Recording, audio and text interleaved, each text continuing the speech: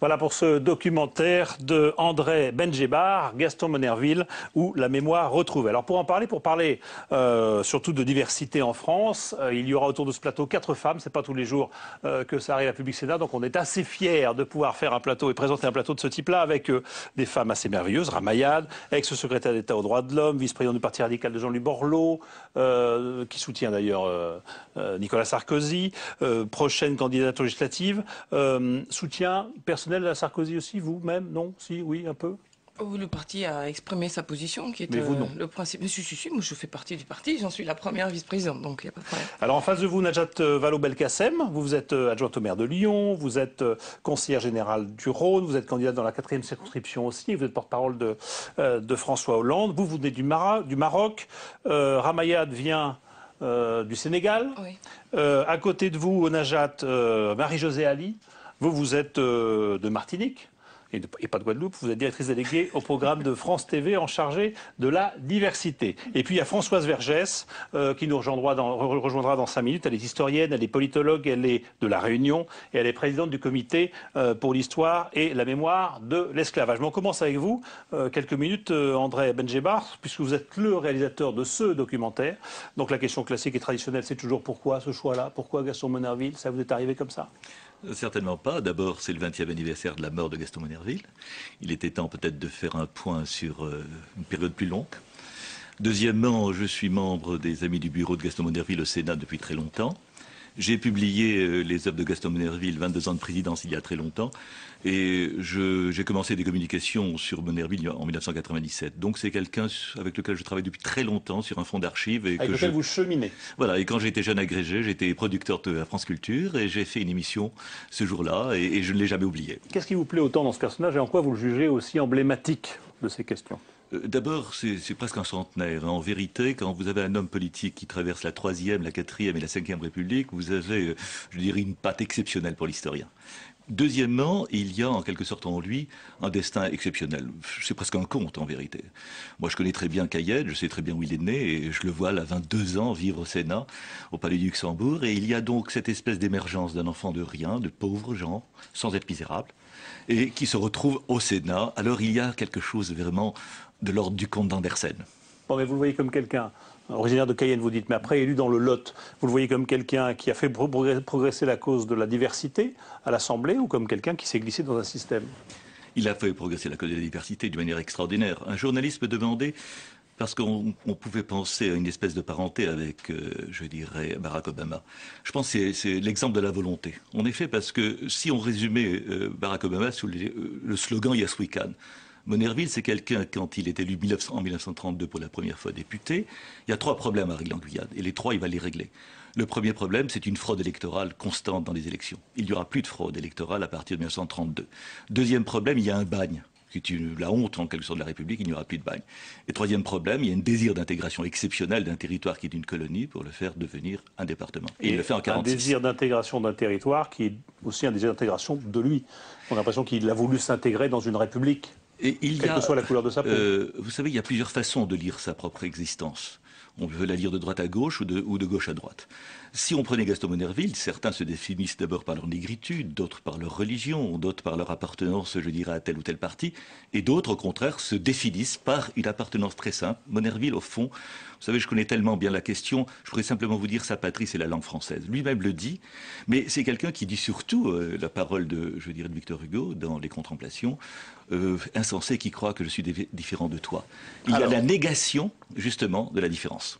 Alors, petit jugement d'appréciation sur Monnerville, peut-être par vous, Marie-Josée Ali, parce que dans votre famille, on l'a connu. Peut-être un peu de l'intérieur, parce que mon grand-père l'a connu, effectivement, c'était la même génération d'hommes et tout. Je dirais que c'est vrai que c'est un personnage important, mais ça n'a jamais été un militant de la cause noire, donc je ne pense pas, je ne suis pas d'accord avec vous quand vous dites qu'il fait avancer la cause de la diversité. La preuve, il a été le numéro 2 en France pendant 22 ans, c'est pas rien. C'est-à-dire qu'on est tous très admiratifs devant son parcours, mais c'est d'abord un juriste.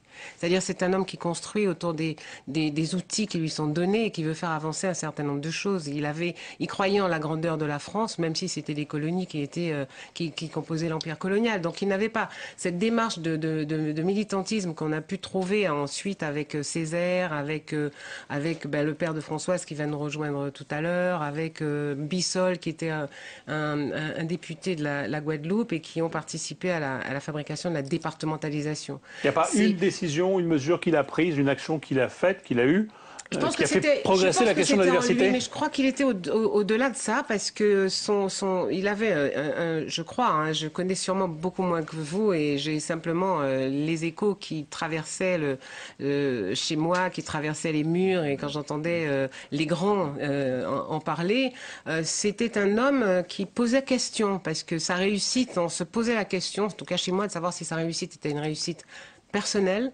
ou si c'était la réussite de tout un peuple qui commençait à se mettre debout. Et là, je parle du peuple noir, avec beaucoup simplement, il y avait, faut voir comment était le monde à cette époque-là. Le monde noir tout entier était quand même dans un espace de domination. Il y avait les colonies, il y avait l'apartheid.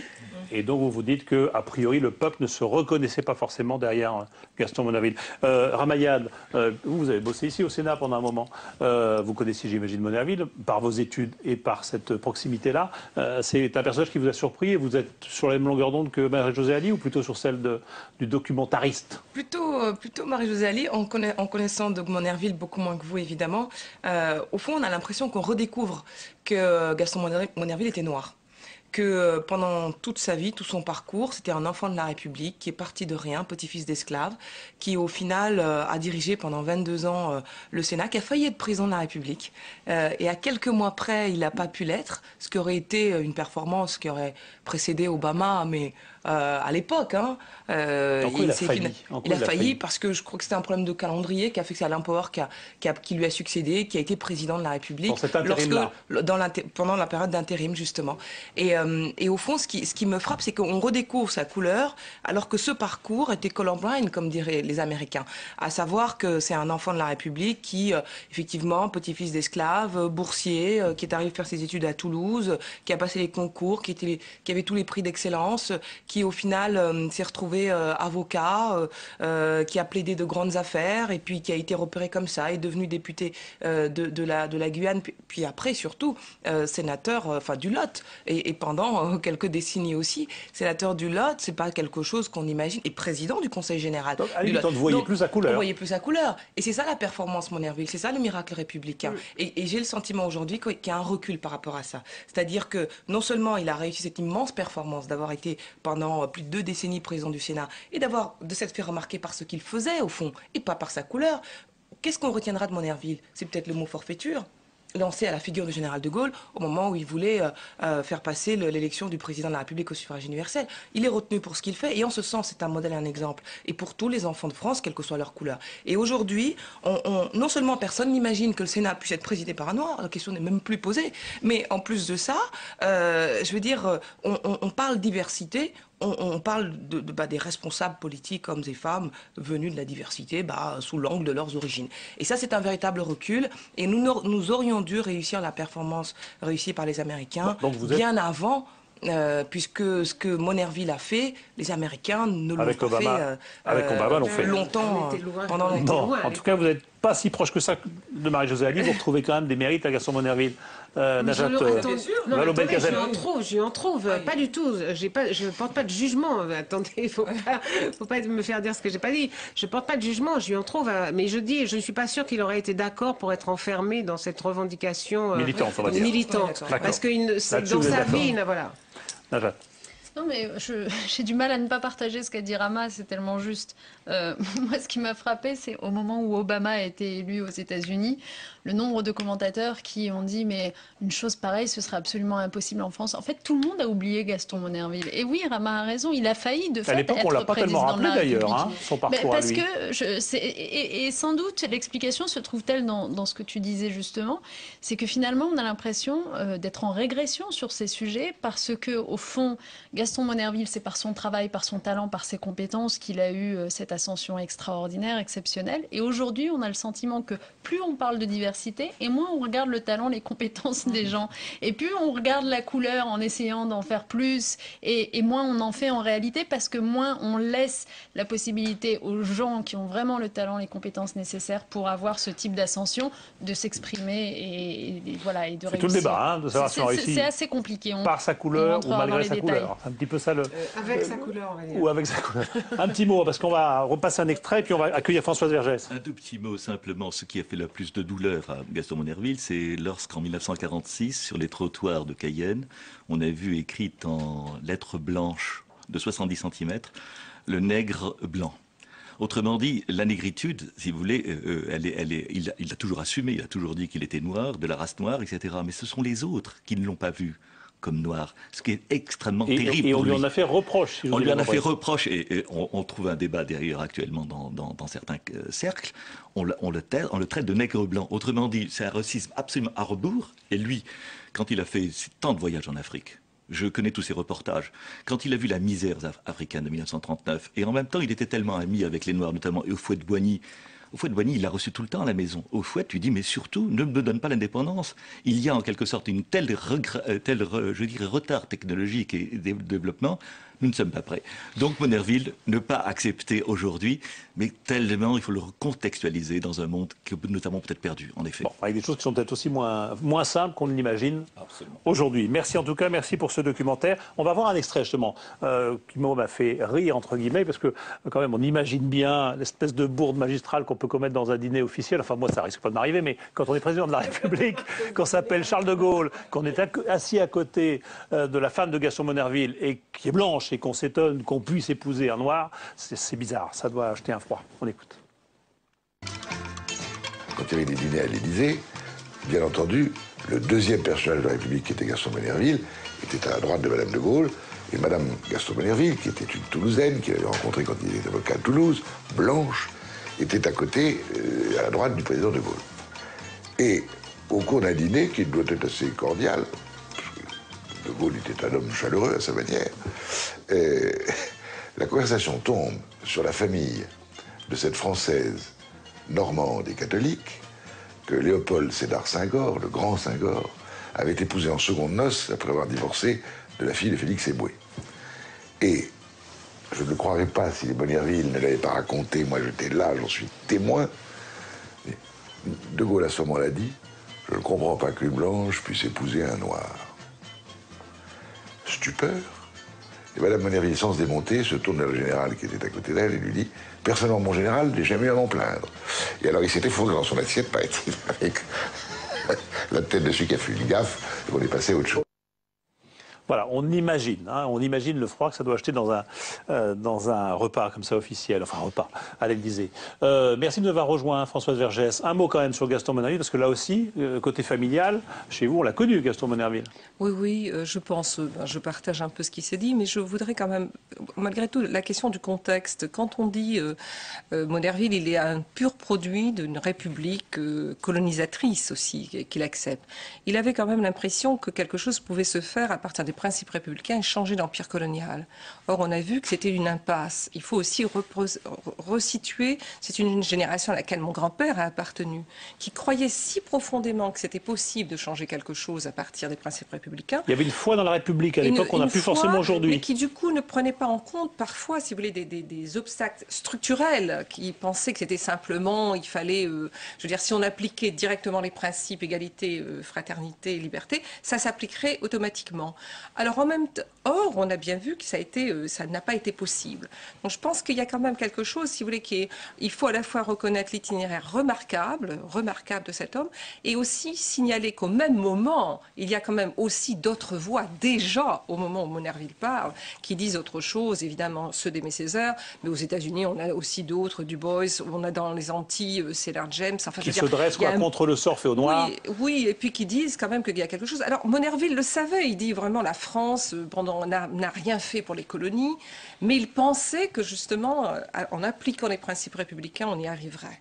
Bon. Alors que déjà dans d'autres, autour d'ailleurs de lui, dans les Caraïbes et ailleurs, les gens disaient ce n'est plus possible. C'est un pur produit de la République et un croyant fidèle Voilà, un croyant croyant, oui, de oui, la il y a République. une croyance dans cette, dans Alors, cette on va revenir un génération. petit peu sur ce repas là, avec cette bourde de Gaulle. Je crois que vous avez vécu un petit peu le même genre de bourde, vous, non? Dans un dîner comme ça, vous attendiez des gens, vous avec Madame Monerville. Non, pas avec Madame Monerville, mais en ouvrant la porte à des invités qui, comme ça... Vous avez lu mon livre. Oui, non, je raconte cette anecdote. Mais si vous voulez, qui m'a marqué parce que elle illustre bien un certain nombre de préjugés existants encore aujourd'hui dans la société. Mais en même temps, je ne tiens pas grief, franchement, à la personne qui l'a commise, la bourde en question. Mais c'est vrai que je raconte comment, me présentant dans une circonscription assez conservatrice aux élections législatives à Lyon en 2007, et organisant des dîners d'appartements, comme on appelle ça, pendant les campagnes chez moi. J'ouvre un jour la porte à un de mes convives que je ne connais pas, qui ne me connaît pas, et qui, me voyant ouvrir la porte, me tend son manteau en me disant « Je viens voir Madame Vallaud-Belkacem ». Je lui dis « Mais je suis Madame Belkacem ». Et je comprends qu'il m'a prise pour la bonne. Bon, c'est une anecdote parmi d'autres. Objectivement, tout le monde ne se comporte pas comme ça. D'ailleurs, il n'y avait aucune mauvaise intention de sa part, mais c'est simplement, c'est vrai. Bon, c'est vrai que ça mal, reste. Il était assez mal. Bon, et tout votre ça livre, s'est ça dissipé s'appelle dans les Raison rires. de plus chez Fayard. Hein, Raison sorti de plus, oui. Il y a quelques jours. Est-ce que vous avez eu ce genre aussi d'anecdotes, de confrontations, de malentendus, enfin, le fait justement d'être d'une couleur de peau un peu différente, d'origine un peu différente, est-ce que ça produit facilement, ça amène facilement à ce genre de choses? Comment ça on vit? arrive, mais il faut. Moi, je pense qu'il faut en rire. Ça m'est arrivé quand j'étais au gouvernement, au secrétaire d'État aux affaires étrangères et aux droits de l'homme, et j'étais dans un pays africain. Donc, vous allez voir que les préjugés sont pas toujours chez ceux qu'on les attend. Africain, anglophone, pardon, justement pas francophone, puisque anglophone, les gens ne me connaissaient pas là-bas. Et je crois que c'était au Kenya. Et arrivé à l'aéroport. Je suis accueillie donc comme à chaque fois par l'ambassadeur de France dans ce pays-là. Et puis après, nous nous dirigeons vers la sortie de l'aéroport. Et là, la personne du protocole de ce pays vient nous recevoir. Et puis tend la main précipitamment vers l'ambassadeur pour saluer Monsieur le ministre. Et donc, moi, à côté, j'ai pas dit grand-chose.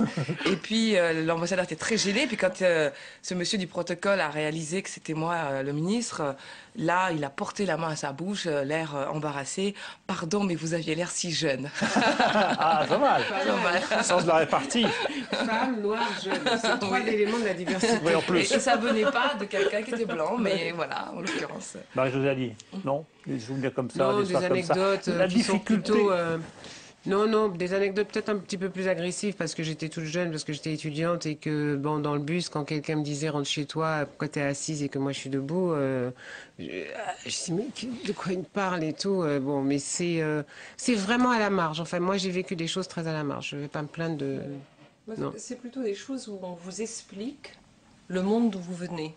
Moi, j'ai eu beaucoup ça, c'est-à-dire des gens qui me disent « Mais vous savez, alors la société réunionnaise, vous savez, c'est comme ça, il faudrait, vous l'avez compris, tout ça. » Puis alors l'esclavage, vous savez, ça a été très, très dur. Hein. En sachant qui vous êtes. Oui, c'est-à-dire en fait, on vous prend toujours, comme il y a toujours quand même une question de soupçon sur ce que vous êtes, ce dont vous êtes totalement capable, et il faut quand même un tout petit peu vous expliquer les choses. Il faut les expliquer un petit peu, il faut vous dire un tout petit peu. Puis la France n'a pas été la seule. Enfin, il y a toujours un côté, c'est comme si on était à un niveau vraiment comme si on ne savait pas des tas de choses. Et en sachant que vous êtes une des meilleures spécialistes de questions-là, on va quand même vous donner une leçon pour être sûr que vous avez bien compris. Oui, ça oui. Vous savez, les Français n'étaient pas les seuls, etc. Ah oui. Bon, je sais pas des choses, mais oui, d'accord. Mais la question n'est pas là. La question, c'est, si vous voulez, qu'on pose, c'est la France ayant fait cela. Qu'est-ce que ça veut dire pour la société aujourd'hui? Il est évident que aucun pays ne fait jamais les choses tout seul.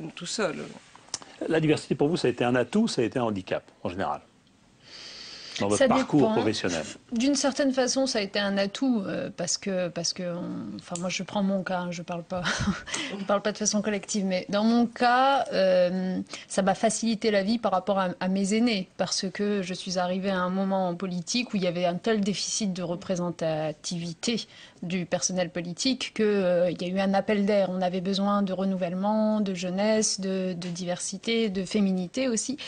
Donc ça m'a aidé. Vous aviez toutes les cases D'une cochées. toucher, vous pouvez y arriver. Voilà. Mais je voudrais pas que notre réflexion s'arrête là, parce qu'après, une fois que vous êtes dans la place, comme disent les rappeurs, c'est là que les difficultés commencent. C'est-à-dire qu'après, on vous fait en permanence aussi un procès en illégitimité.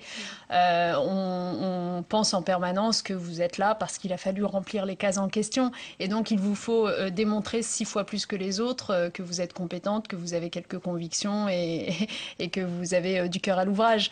Donc, moi, j'ai le sentiment, finalement, hein, ça fait 10 ans que je suis en politique, j'ai le sentiment d'avoir dû démontrer et prouver beaucoup plus. Ouais, bon. Et est-ce que c'était un moteur quand même, en plus, un moteur de plus que d'avoir approuvé ça? Oui, parce que ce faisant, bien sûr, à quelque chose malheur est bon. C'est du travail en plus que vous fournissez et donc vous forgez aussi très vite une expérience, un caractère, une carapace aussi. Il y en a besoin dans la vie politique. Donc tout cela va beaucoup plus vite que dans un parcours normal où on vous laisse prendre votre temps, où on ne vous remet pas en question tous les 2 ans, quoi. Ramayan, même question, même parcours. Enfin, pas le même parcours, mais... Je partage ce que vient de dire Najat, parce qu'au fond, dès qu'on arrive en politique, alors déjà, vous découvrez que vous êtes noir, en fait. Parce qu'on vous le rappelle tout le temps. C'est vrai, parce qu'avant, vous vivez normalement. Et puis, moi, mes problèmes, je les attribue plus à des questions sociales, au fait que, voilà, je viens d'une famille monoparentale avec une mère qui n'avait plus de travail. Et tout d'un coup, là, case diversité. C'est extrêmement violent. Et associé, en plus j'arrive au gouvernement, je suis associée à Rachida Dati, Fadel Amara, systématiquement.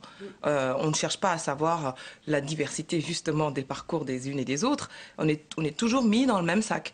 Et presque brandi comme des alibis ou des trophées. Ben, c'est un peu bizarre, quoi. Alors donc moi je cherche toujours à m'échapper de tout ça et à être vue pour ce que je fais. Et mon apparence n'est ni une qualité ni un défaut, c'est juste là. Et une fois que vous avez constaté, ben, on peut peut-être passer à autre chose au fond.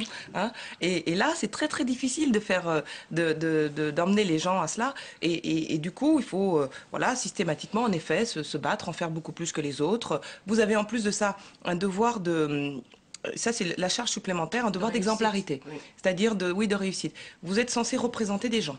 Vous ne représentez pas l'ensemble des Français, mais des gens. Et une catégorie du pays, en général, venant des cités.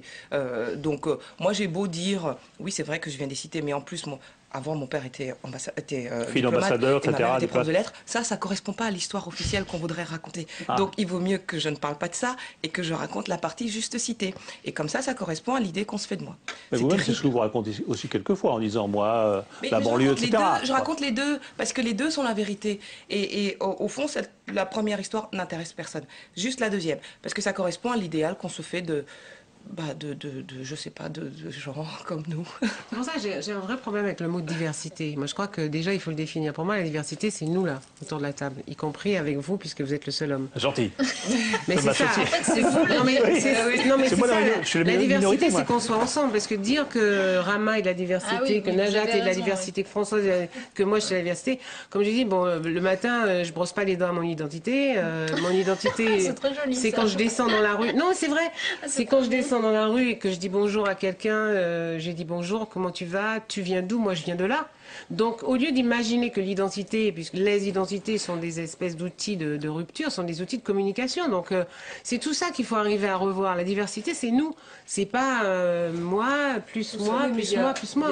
Il y a une inégalité de traitement des différentes choses. Je veux dire, on est aussi le produit d'une longue histoire, la longue histoire de la colonisation française, qui jette à travers le monde des gens extrêmement différents, puis qui sont aujourd'hui ou dans l'Hexagone ou dans ce qu'on appelle les Outre-mer. Toutes ces histoires ne sont pas traitées de la même manière. Quand le buste de Gaston Monnerville a été posé, c'est le premier buste d'un homme noir à Paris.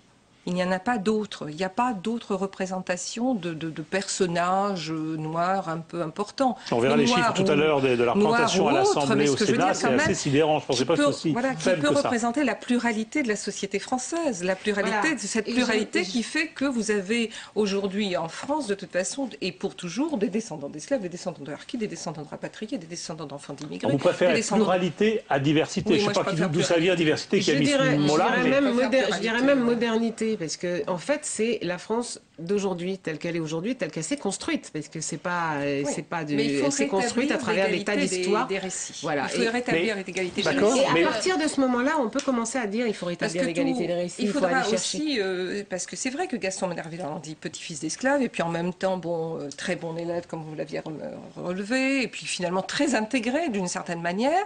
Donc ce récit-là, mais ce n'est pas donc, comme vous le disiez, c'est pas non plus le récit de tous les petits Guyanais en petits-fils d'esclaves. Donc on a ça, on a à la fois l'itinéraire singulier, l'histoire collective, mais quand je dis il n'y a pas d'égalité des récits, c'est que c'est vrai que finalement, il y a quand même une société plurielle, française plurielle, qui est héritière d'une longue histoire, et cette histoire n'est pas du tout traitée de la même manière. Alors, question justement, cette diversité, cette identité avec laquelle on ne couche pas, si je puis dire, constamment, on n'est pas constamment à se demander quelle est son identité, comme vous le disiez, le matin, on se brossant les dents, mais est-ce qu'on a envie plutôt d'en faire une force, de la revendiquer comme un élément de différenciation, ou est-ce qu'on a, à l'inverse, envie qu'elle disparaisse et qu'on la noie pour privilégier plutôt son intégration?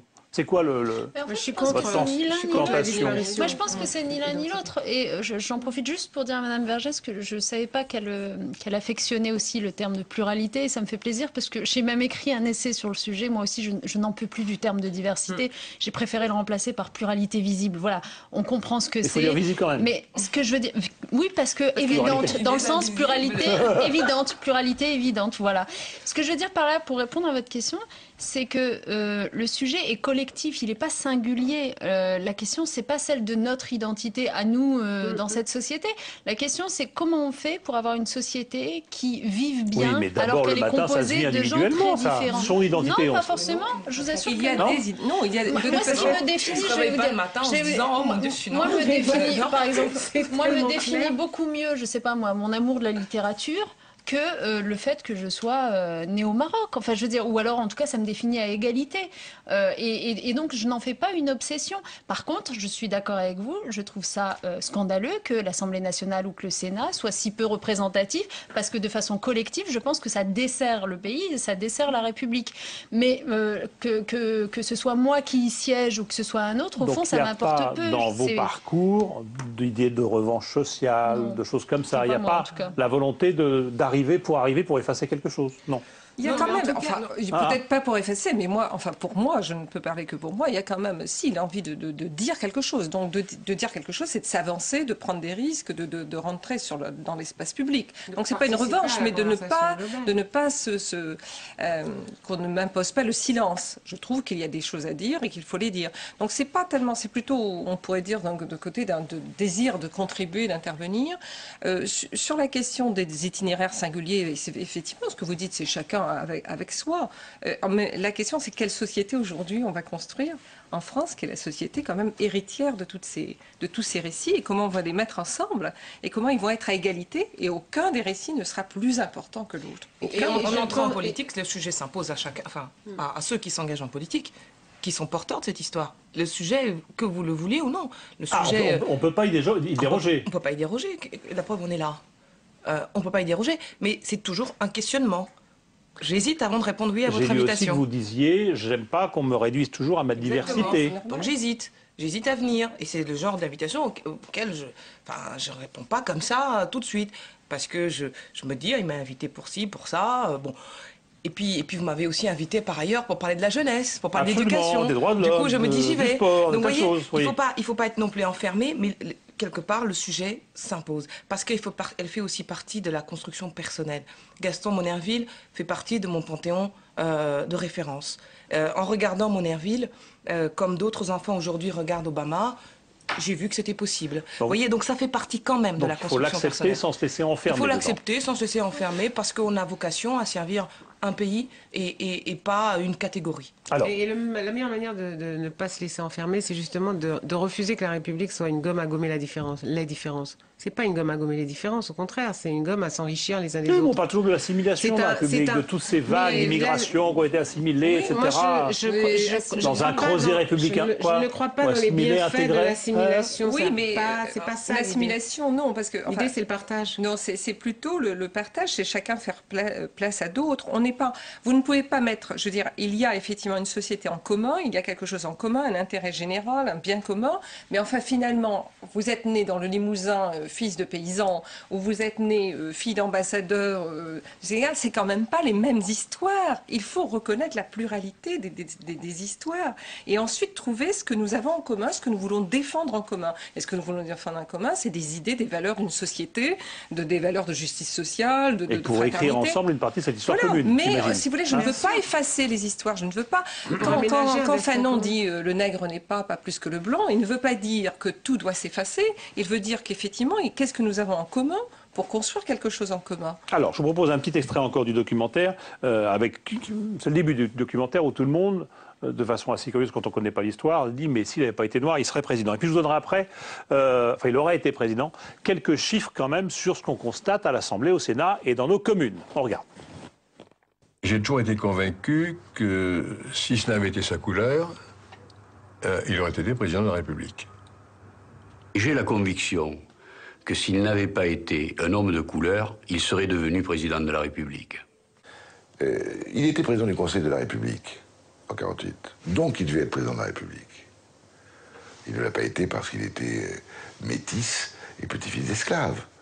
Alors ça, c'est ce qu'on dit, hein, ça va quand même au-delà d'une date qui arrive trop tôt, trop tard, une alternance qui ne se fait pas. On est dans un blocage par rapport à l'accès à une fonction qui est due à une couleur de peau, non? Enfin, c'est l'analyse qui en est faite là. Moi, je pense que c'est une analyse juste. Oui, je pense que c'était sans doute impensable.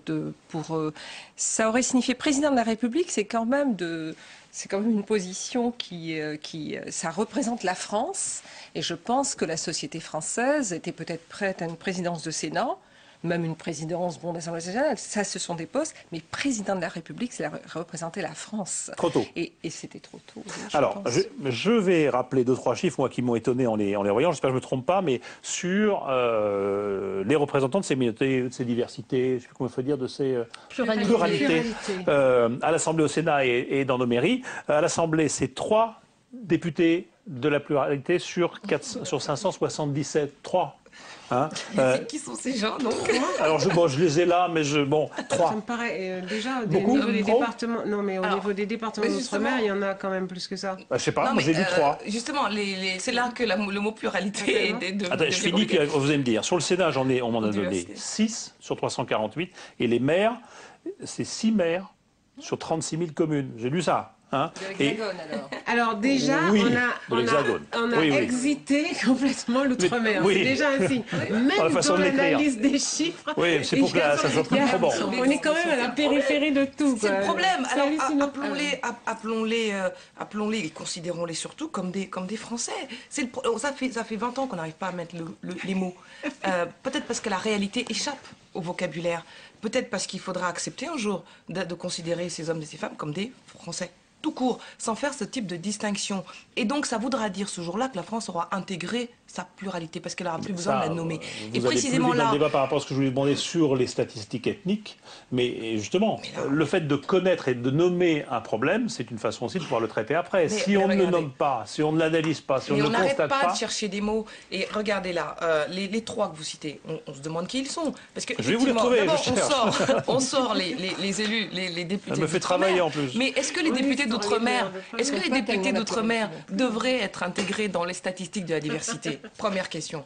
Deuxièmement, ou représenter une pluralité. Ils sont français depuis. Bon.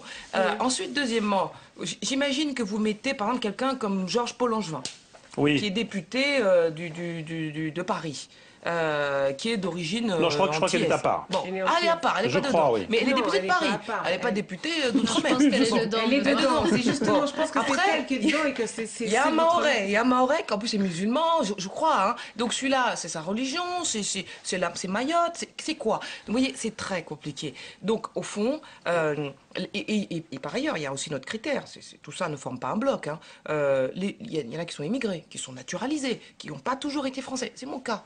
Je ne suis pas née en France. Donc vous ne rentrez pas dans ces chiffres-là. Je suis devenue française à l'âge de 21 ans. Bon, ça c'est aussi autre chose. Vous ne seriez pas comptabilisée comme... Mais si, je serais comptabilisée, je pense, comme. Mais simplement, ceux-là n'ont pas du tout, ne sont pas structurés de la même manière que les enfants issus de l'immigration. Ils sont pas nés en France, ils sont pas structurés de la même manière. Ils avaient une histoire à vendre dans notre pays, etc. Donc vous voyez, c'est très compliqué. Donc il y a un moment donné, il faut être dans l'acceptation d'abord et pas prendre prétexte des chiffres pour que ça bloque. Voilà. Non, mais ça peut provoquer des chiffres. Même question, est-ce qu'on a régressé par rapport à cette époque où il y avait Monnerville à la présidence du Sénat? Oui, parce que pendant le problème, 21 ans. c'est qu'au-delà des mots, c'est juste ce que dit Ramayad, mais bon, il n'en reste pas moins que le constat, il nous choque tous, c'est qu'il n'est pas bon. Et pourquoi il n'est pas bon? C'est pas parce qu'il faudrait rechercher un effet colorisation de l'Assemblée nationale, vous voyez, pour être un peu à la mode, c'est pas ça le problème. Il n'est pas bon, le constat, parce qu'on sait bien que quand l'Assemblée nationale et le Sénat ne sont pas réellement représentatifs de la réalité de la société française, il y a une distorsion dans les textes législatifs qui sont adoptés par rapport aux préoccupations de cette société française. Je vous en donne 2 exemples rapides. Par exemple, est-ce qu'on aurait eu une loi sur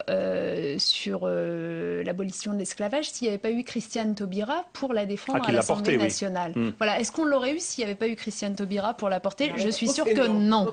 Est-ce qu'on aurait eu une loi reconnaissant les effets positifs de la colonisation qui serait passée aussi facilement que cela à l'Assemblée nationale si on avait eu davantage de députés issus des immigrations maghrébines, par exemple? Je suis sûre que non. Elle est là, la distorsion. Et aujourd'hui, par exemple, au-delà de la couleur de peau, vous n'avez pas suffisamment d'ouvriers à l'Assemblée nationale. Et donc, vous n'avez pas... 2% alors qu'ils représentent 23% de la population, un truc comme ça. Vous n'avez pas une suffisante prise en considération des problématiques auxquelles sont confrontés les ouvriers ou les classes populaires de manière générale, ou les gens des banlieues. Est-ce que vous avez suffisamment de représentants à l'Assemblée nationale venant des banlieues ou des femmes? C'est ça, c'est la distorsion dans le travail législatif. La pluralité de la société française, c'est pas simplement l'issue de l'immigration, c'est est-ce qu'il y a les classes populaires, est-ce qu'il y a des femmes, est-ce qu'il y a... C'est ça, la pluralité de la société populaire, et pas simplement est-ce qu'on a une affiche Benetton, parce que l'affiche Benetton, finalement, ne changera pas grand-chose au fond. Alors, ça ne dit rien de la valeur des gens. Absolument. Bah non. Le temps passe, mais alors rapidement, qu'est-ce qu'on change? Alors, qu'est-ce qu'il faut bouger encore? Il y a des lois qui ont été prises, mais qu'est-ce qu'il faut bouger d'urgence et rapidement pour que ces assemblées, ou cette vie politique, ou les entreprises, ou etc., soient plus conformes à la réalité du pays? Mais je pense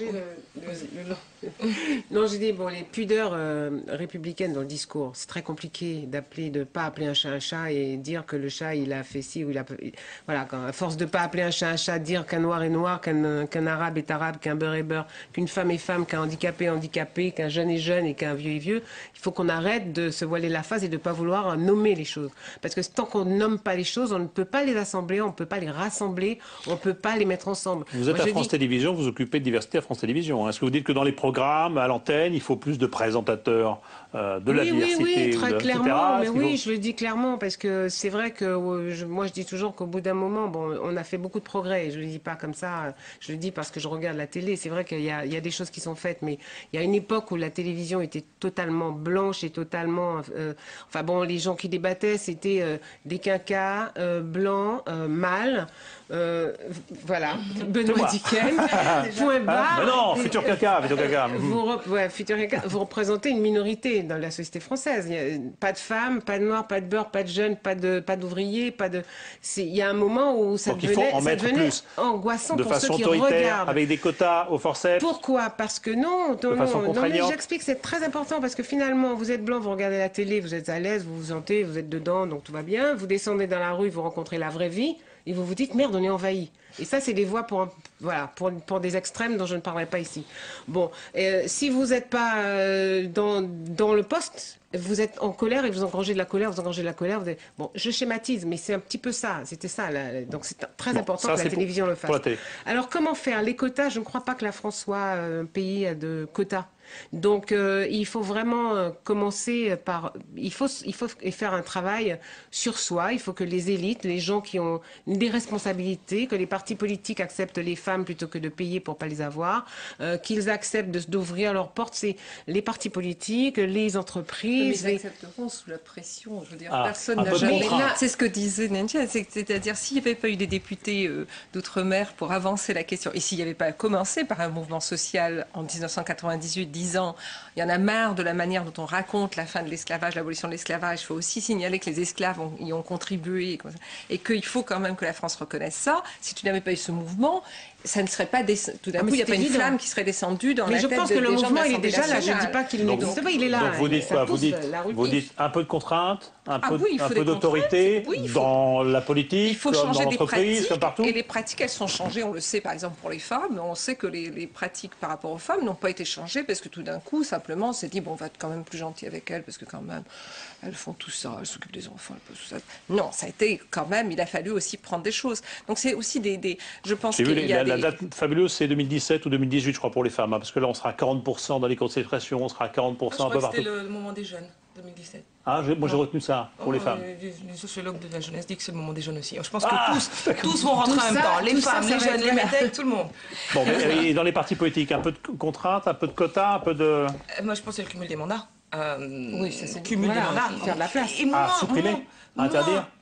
Limiter le cumul des mandats dans le temps, moins le fait d'occuper 2 ou 3 mandats en même temps, au même moment, mais plutôt dans le temps. C'est-à-dire, c'est la longévité, à mon avis. C'est pas l'âge qui est le problème, c'est la longévité des élus. Des types qui sont députés, sénateurs et tout, pendant 30 ans. On dit toujours ça quand on est jeune, hein. Après quand on... Et quand on n'a pas de mandat national. Alors c'est pour ça qu'il faut écouter la parole des jeunes. Oui, tout à fait. Mais quand même, c'est vachement long. Et là, à un moment, vous déconnectez parce que vous occupez un mandat aujourd'hui alors que vous avez été dans un monde qui n'avait rien à voir. Donc il y a un moment, c'est la complémentarité. C'est pas les uns chassent les autres. C'est juste la complémentarité qui est nécessaire. Donc limiter le mandat à 2, 3 maximum, comme la présidence de la République l'a fait, hein, à 2 quinquennats. Et puis on s'arrête là et puis on fait autre chose. Bon, d'autre part, je pense que la télévision c'est très important parce que les enfants ils regardent, ils cherchent des modèles à travers la télé. Pendant longtemps, le seul noir que j'avais vu à la télé c'était Michel Leb. Donc, sous l'angle de caricature, pas possible. Donc, c'est ça que vous projetez. On vous dit, finalement, votre destinée, ça peut être que quoi? Sans-papier, marabout, prostituée. Enfin, c'est terrible. C'est terrible. Maintenant, elle est beaucoup plus colorée, la télé. Je ne parlerai pas de Roselmack, évidemment. Mais le dernier point, c'est l'école. C'est très important. Il faut instruire les gamins parce que ce qu'a été Monnerville, c'est-à-dire cet enfant de l'ascension sociale républicaine, par l'instruction, par les diplômes, c'est très très important. Or, on voit bien que l'école instruit de moins en moins, et quand elle instruit de moins en moins, ce sont les enfants de pauvres, les enfants d'immigrés qui en pâtissent le plus. Alors, on est quasiment à la fin, un mot. Non, mais je rajouterais juste une chose, parce que tout ce qui a été dit, évidemment, sur il faut stopper le cumul des mandats, etc., et créer un appel d'air. Supprimer le mot rase de la Constitution. Oui. Oui, je trouve que c'est une bonne idée, bien sûr, parce que voilà, il faut évoluer avec les aspirations de la société. Et aujourd'hui, la société a des aspirations d'égalité. Le simple mot de race nous paraît insupportable. Il fut un temps où il était normal, naturel, banal. Aujourd'hui, il est insupportable. Dans la Constitution, c'est pour dire que distinguer quelqu'un en fonction de sa race, c'est mais on sait très bien dans quel contexte ça a été mis dans la Constitution. On ne remet absolument pas en cause ni ceux qui l'ont écrit à ce moment-là, ni les raisons pour lesquelles ils l'ont fait au sortir de la Seconde Guerre mondiale. Évidemment, on a au contraire la plus grande considération pour eux, mais simplement on constate que la société évolue et les textes doivent évoluer avec elle, surtout si ils sont à leur corps défendant, ces textes, la Constitution, porteur de termes, d'une sémantique qui nous est devenue insupportable. Mais simplement pour finir juste sur le sujet précédent, au-delà de tout ce qui a été dit, moi je pense que la balle est dans le camp des citoyens aussi. C'est aux citoyens d'être un petit peu, d'agir en citoyens responsables, de la même façon qu'ils peuvent le faire en matière économique lorsqu'ils en viennent à boycotter par exemple des entreprises qui ont de mauvaises pratiques sociales ou de mauvaises pratiques environnementales. Il faut qu'ils n'hésitent pas à boycotter aussi des partis qui ne font pas suffisamment le travail de diversification, de renouvellement, de parité, etc. Donc c'est bien d'imposer les choses par le haut, mais je pense que la base doit reprendre le pouvoir aussi. Voilà, c'est... Un mot pour conclure, et avec une impression de ma part, j'ai l'impression que vous n'êtes pas plutôt optimiste quand même sur la façon dont les choses évoluent, mais je me trompe peut-être. Il y a eu de gros progrès. Il y a eu de gros progrès faits, et je pense qu'il y en a encore beaucoup. L'école, évidemment, absolument. L'université aussi, la recherche. Il faut absolument encourager la recherche sur ces questions. Il n'y en a pas assez, elle n'est pas assez encouragée. Or, la recherche est extrêmement importante pour nourrir l'école, pour nourrir les institutions culturelles, pour nourrir les musées, pour nourrir tout cela qui sont après des outils de transmission au public le plus large. On n'a pas suffisamment d'outils aujourd'hui, d'études qui nous permettent de comprendre les incroyables mutations que connaît la société française, Hexagone et Outre-mer. Je rappelle, ce n'est pas que l'Hexagone. Merci en tout cas. Merci à vous quatre de m'avoir accepté comme arbitre de votre débat. J'étais très flatté de cela. Merci beaucoup.